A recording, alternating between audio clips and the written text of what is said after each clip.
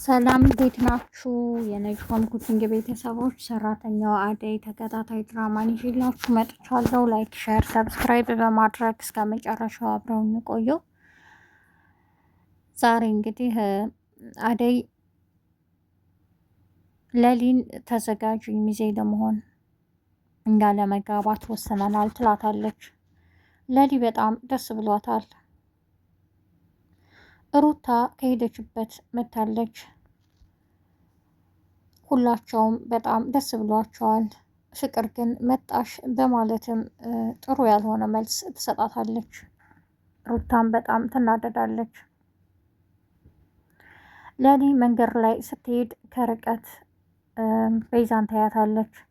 ናት አይደለችም በማለትም ከቀረበቻት በኋላ ስታያት ቤዛ ናት። ቤዛን ታንቃትና እኔ ምልሽ ከልጅነት ጀምሮ ብዙ ስቃይና መከራ የምታደርግብኝ ምን አድርጌሽ ነው? ግን ምን በድዬሽ ነው? ጭራሽ አሁን ደግሞ አእምሮዬን የሚቀይር መድኃኒት ሰጠሽኝ። ያው አሁንም ድኛለሁ። አንቺ ምን አይነት ሰው ነሽ? በማለት እገልሻለሁም በማለት እዛው ይተናነቃሉ። መንገድ ላይ ከርቀት ባቡሬ አይቶ ስለነበር ይገለግላቸዋል። እነሱ ሲጨቃጨቁ ቤዛ ታመልጣለች። ቤዛን ፖሊሶች በጣም እየፈለጓት ነው። ሆስፒታል በመሄድ ኢንስፔክተሩ የዚህ ሆስፒታል ኃላፊ አንተ ነህ፣ ታካሚዎች ላይ የደረሰው ደግሞ በአንተ ችላ ማለትና አንተ ስለማትቆጣጠር ነው፣ ስለዚህ ለጥያቄ ትፈለጋለህ በማለት ዶክተሩን ወስደውታል። ብዙ ምርመራ ከተደረገ በኋላም ለሊን ይጠራታል ኢንስፔክተሩ። ለሊ ከመጣች በኋላ ሁሉንም ነገር ትናገራለች። ዶክተሩ ለስራው በጣም ታማኝና ጎበዝ እንደሆነና ታካሚዎችን እንደሚንከባከብ ትነግረዋለች። ይህን ሁሉ ያደረገችው ቤዛ ናት።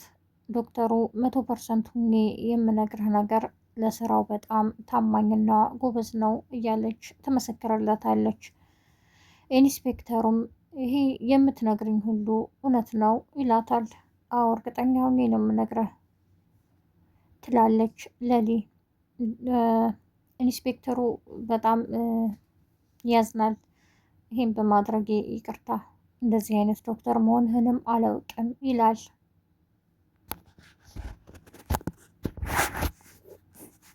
ፍቅር በጣም ትናደዳለች። ጭራሽ አደይና ዴቭ ሊጋቡ ነው፣ እንዴት ሆኖ? በፍጹም ሊሆን አይችልም እያለች ብቻዋን ታወራለች።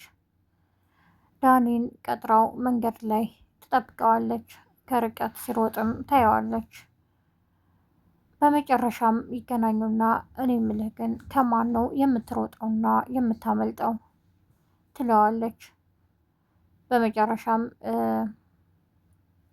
ለምን ቤዛን አሳልፋ አሰጣትም? ሰላምህን ታገኛለህም ትለዋለች። ምን ማለት ነው? ቤዛን እንዴት ነው አሳልፊ የምሰጣት? እህቴን ከማንም አላስበልጣትም፣ አሳልፌ አልሰጣትም። እሷ ብዙ ለኔ ዋጋ የከፈለችልኝ ናት ብዬ ነግሬሻለሁ።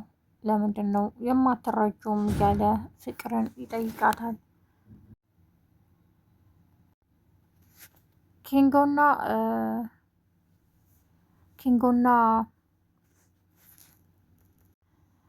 ዳይመንድ ከርቀት ዳኒን ያዩታል። በጣም ያሯሩጡታል። ለሁለት ሆነው እሱ ያመልጣቸዋል። ኩኩ እዛው ቦታዋ ላይ መንገድ ዳር ቁጭ ብላለች። በዛ ሲሯሯጡ ታያለች።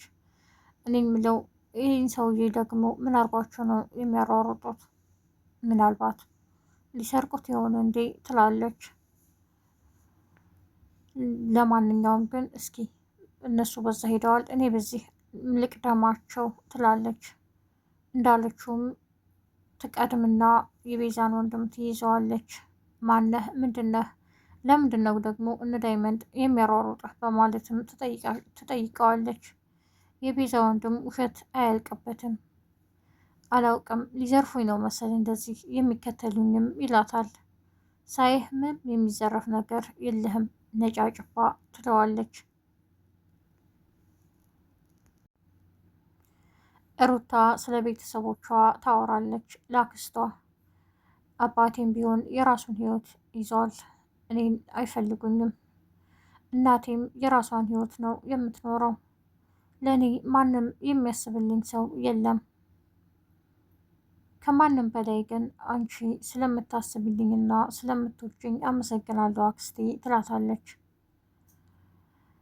ያለስ በስህተት ነው ወደዚህ ምድር የመጣሁት እያልሽ ሁሌ አታስቢ።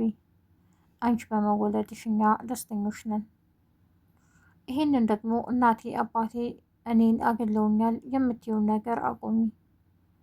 እናት ልጇን አትጠላም ትወድሻለችም እያለች አክስቷ ትነግራታለች። ጀገራውና ቤዛ ለምን አንስማማም ይባባላሉ።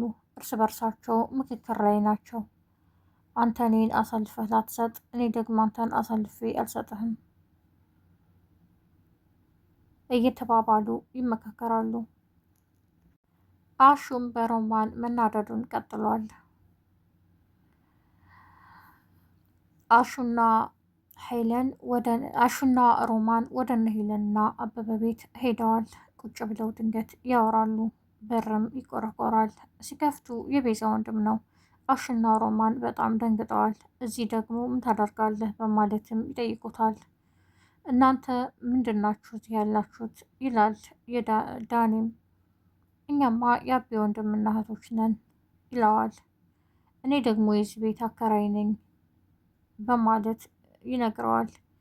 ታዲያ ቤቱን አከራየህ እንጂ እንድትኖርበት እኮ አልተፈቀደልህም፣ አከራይተሃል፣ መውጣት አለብህ። ምንድን ነው 10 ጊዜ ያዙ ይልቀቁኝ እያልክ የምትመላለሰውም ይለዋል። እኔን አላወከኝም ማለት ነው፣ ስለዚህ አርፋ ተቀምጥ አንተ ይለዋል። የቤዛ ወንድም ክፉ ሰው ነው፣ እህቱም እንደዛው ናቸው።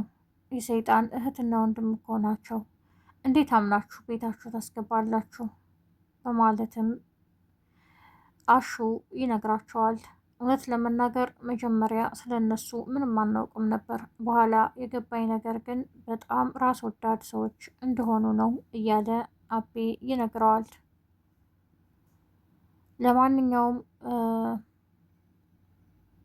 አሁን ምንም ማድረግ አልችልም፣ ሌላ ጊዜ ስለነሱ አወራሃለሁ በማለት ሮማንም እንሂድ ሰዓት የለም እያለችው ስለነበር አሹና ሮማን ወደ ቤታቸው ተመልሰዋል።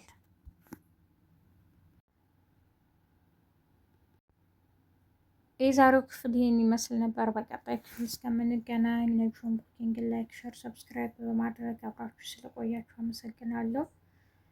በያላችሁበት የዓለም ዳርቻ ሰላማችሁ ይብዛ። መልካም ቀን ባይ